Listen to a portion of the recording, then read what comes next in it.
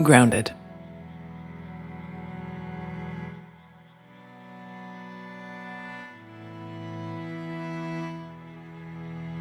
Snuggle down and cozy up. For tonight you explore the world of Grounded.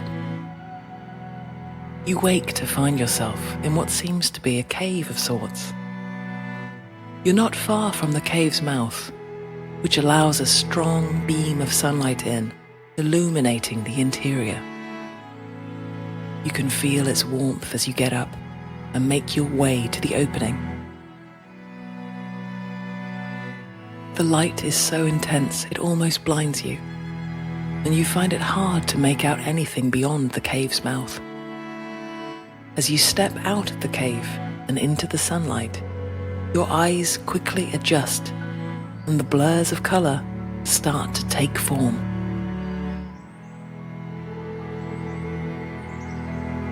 You are surrounded by very tall, flat and thin green leaves. There are massive, smooth rocks around you, and you recognize some of the plants you can see, but they're all very, very large. You're very confused, and for a moment think you're on an alien planet. You realize you are in a garden, but you are tiny. The tall green leaves are in fact blades of grass, and the smooth rocks are pebbles. You notice the massive plants are in fact weeds, and you're able to identify the dandelions, nettles, and thistles. You know at normal size that these plants would be painful, so you make sure you are careful as you approach them.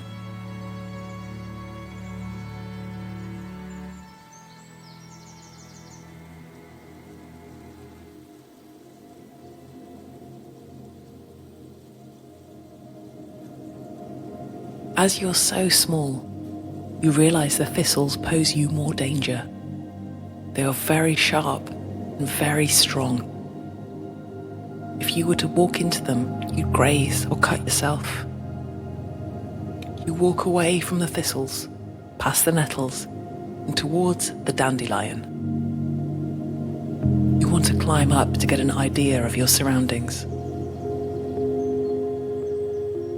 The grass gets much denser no matter where you look, so getting a high vantage point might give you some idea of where to go and what to do.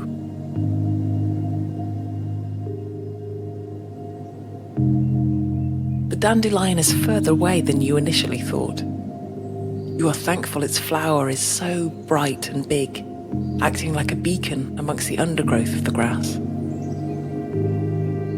There are other dandelions too, in different stages of their growth cycle. You can see a puffball dandelion, one that you used to blow and watch the seeds disperse like daylight stars in the warm summer sun. You make a note of where the puffball dandelion is, and as you get closer, you notice it sits close to the yellow flower of the dandelion you're heading towards. You approach the base of the dandelion flower and marvel at its size. It's as tall as a tree, the leaves growing from the ground up, cascading one on top of the other, creating a stairway to the bright bloom of the flower. You are tempted to climb up straight away, but you think it would be wise to just make sure the leaves can take your weight. As you lean on the first leaf, you hear a rustling sound and quickly turn around.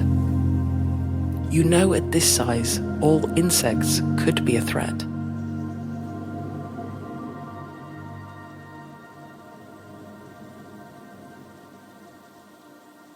What may usually be harmless, like a beetle or an ant, could pose problems.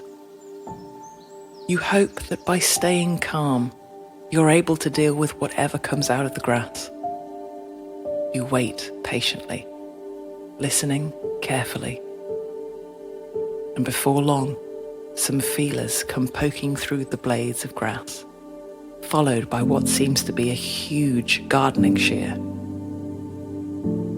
Through the grass, you can hear more shuffling before a huge head pushes out. You're terrified. It has huge crab-like pincers coming out of its face, huge white and black eyes, and it's hairy. Your brain tells you it's an insect, but you had no idea insects other than bees had hair or fur. You stay perfectly still, holding on to the first leaf of the stairway with a tight grip, ready to climb to the top if you're threatened. You remember that this is not your world, but the world of the insects, and you must respect the garden and their habitat in order not to disturb the fragile ecosystem.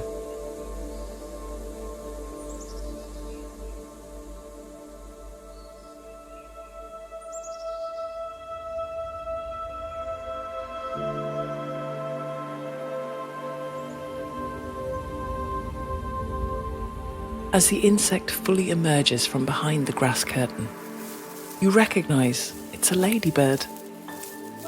These beautiful creatures are one of your favorites. Their spots and colors vary, and you've always known how important they are to gardeners as natural predators of pests. You take comfort in your knowledge, but you're still nervous. You've never seen a ladybird the size of a bull before, so you are still cautious. You slowly climb the dandelion until you're standing higher than the ladybird. It continues walking, and you can hear what seems to be chatter as it passes. It pauses, its feelers scouting the air, before bumbling along. You realize it means no harm, and you know it's looking for aphids or greenfly, as that is its primary diet.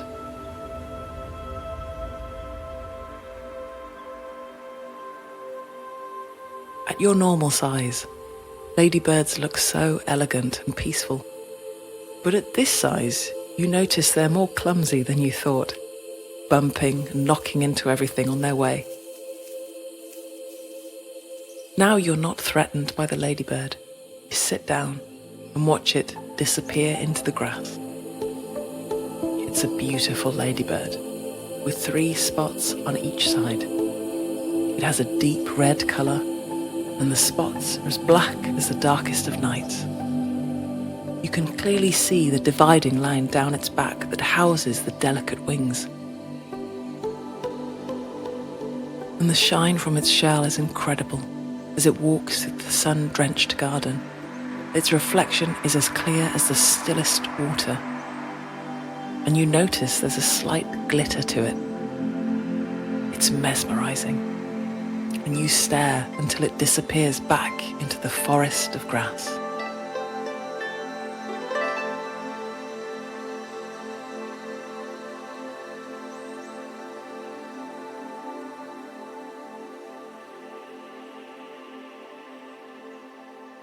You continue climbing the dandelion, and you reach the top with ease.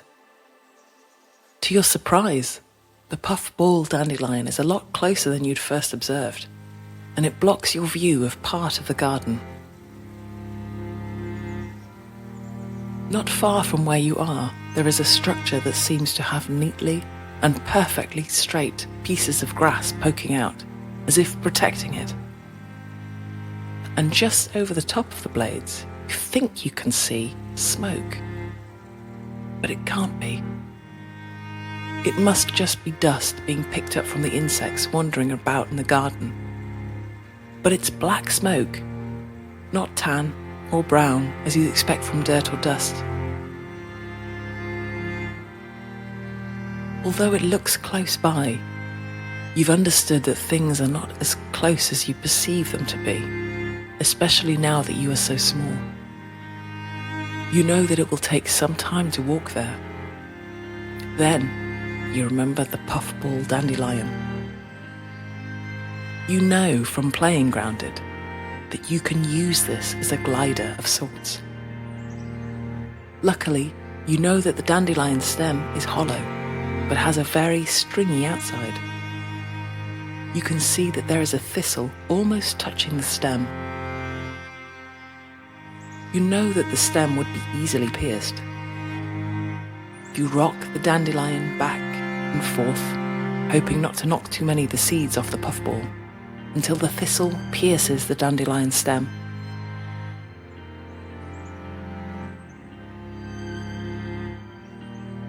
It's now stuck, so you gently push the stem, trying to saw through it enough for you to potentially snap it off.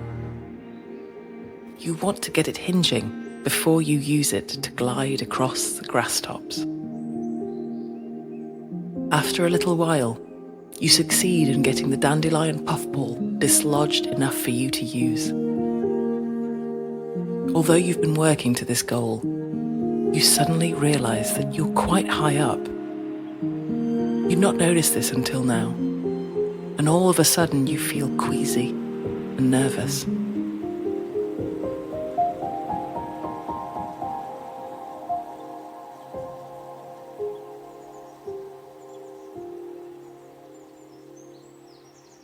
You forget at your size that even if you did fall, you wouldn't injure yourself in the same way as if you were your normal height.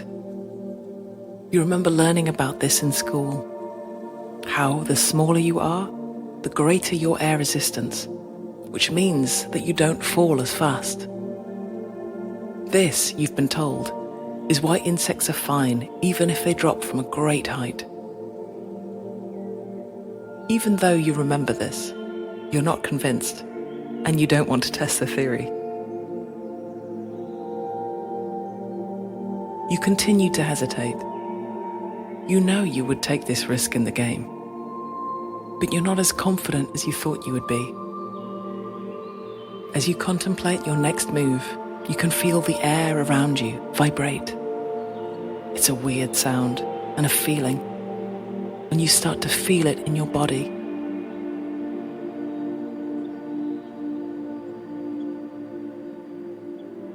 It reminds you of the feeling and sound a helicopter would make as it flies over.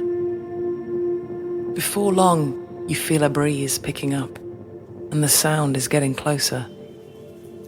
But also, it's starting to sound more and more like buzzing. You turn around and see a huge wasp making its way around the flowers that surround you. It won't be long before it heads your way.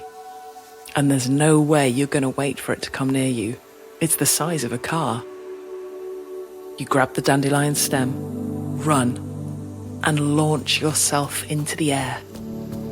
You close your eyes as you leap, expecting to feel a fast drop down. Instead, you feel a slight swaying from left to right. It doesn't feel like you're moving other than the swaying motion. You know you're not on the dandelion anymore, as your feet aren't touching anything. So you slowly open your eyes and notice that you're soaring above the grass and away from the wasp, towards the smoke that you saw earlier. With the gentle breeze, you're being dragged a little off course, so you lean to one side to adjust your trajectory and find that it's quite easy to maneuver this natural glider.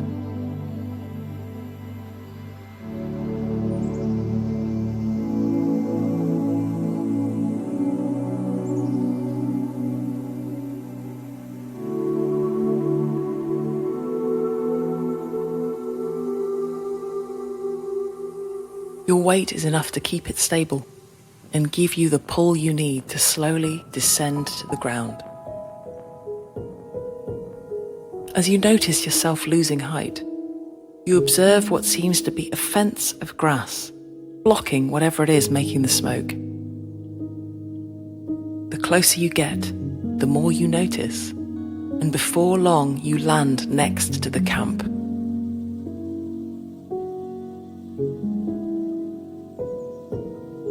You follow the grass fence around to a small opening and squeeze through. The grass fence surrounds and encloses the small clearing you find yourself in. You're amazed to see an open fire burning underneath a leaf shelter.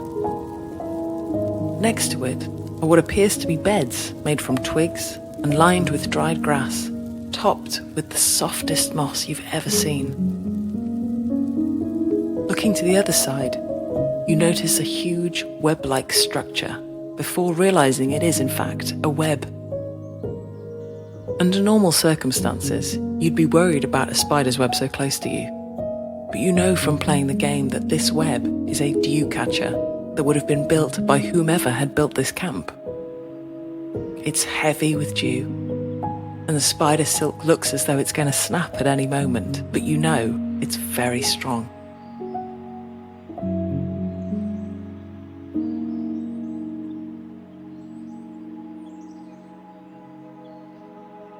You start to recognize other elements in the camp, like the number of chests that are probably used to keep resources and tools. You also notice a workbench and a number of pebbles, bits of grass and grass ropes messily lying around. You realize that there is something cooking on the fire, and it's close to burning. Instinctively, you quickly take whatever is cooking off the fire before it burns to a cinder. It's hot and heavy, and you don't know how long you can hold it for, but there's nowhere to put it. The ground is strewn with planks of grass, grass rope, pebbles, and is in general disarray. You know that this mightn't be how the campers left it. After all, the camp is exposed to the elements and gets messy when no one's around to clean it. You remember that you're still holding whatever was cooking, and it's getting heavier. You notice a clean blade of grass at your feet, and you pick it up quickly. Wrapping the food, you put it to one side next to the fire so it's easy to see. You decide to tidy up the camp. You're not sure when the campers will be back, but you hope they appreciate a clean camp on their return.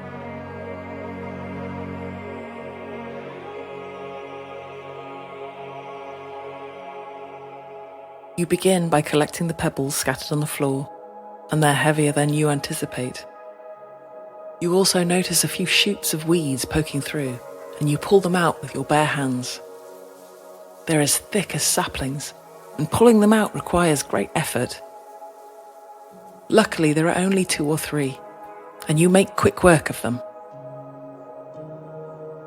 After collecting the grass, rope, pebbles, and taking up the weeds, you pile your hoard neatly by the fire, making sure the drier pieces of grass are further away so they don't ignite.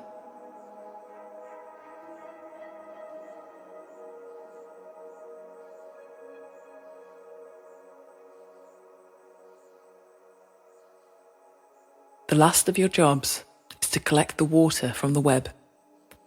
And it's a good thing too, because you're thirsty. You know how important it is to collect water here, so you're grateful that there's enough for you to be able to quench your thirst. Before you start, however, you admire the perfect shape of the dewdrops and the way the light playfully sparkles through, creating shadows and rainbows within the droplet itself. You carefully collect the dewdrops, each one big enough for you to immerse half your body in, and you slurp the rest directly from the web. The water is unbelievably refreshing and sweet, and you are satisfied and content.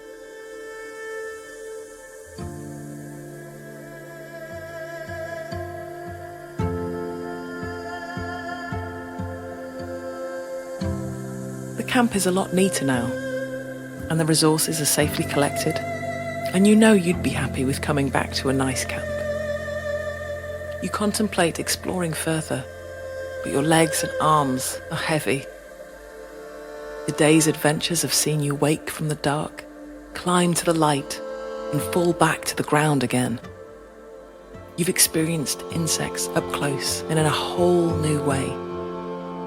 You've discovered the majesty of the garden ecosystem, walking amongst the incredible insects as if you were one of them.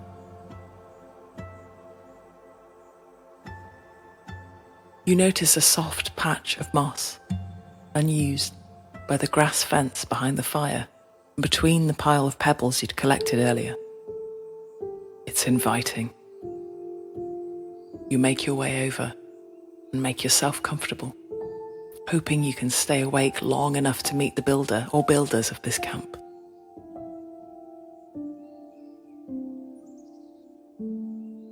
You lay back and recount the day's events as the sky supports a sagging sun as it retreats to the horizon. You're tired now. As the sun drops, your eyes drop with it, and it's hard to resist the urge to keep them open. You slowly close your eyes and drift away, awaiting your next adventure.